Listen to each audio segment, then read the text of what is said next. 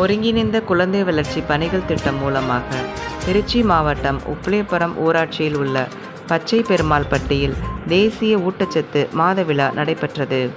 இதில் குழந்தை வளர்ச்சி திட்ட அலுவலர் நவீன் ரெட்டி முன்னிலையில் நம்பிக்கை அறக்கட்டளை அறங்காவலர் லாவண்யா, ஆல் தி சில்ட்ரன் அறக்கட்டளை மாவட்ட ஒருங்கிணைப்பாளர் முருகையா தலைமை வகித்தனர்.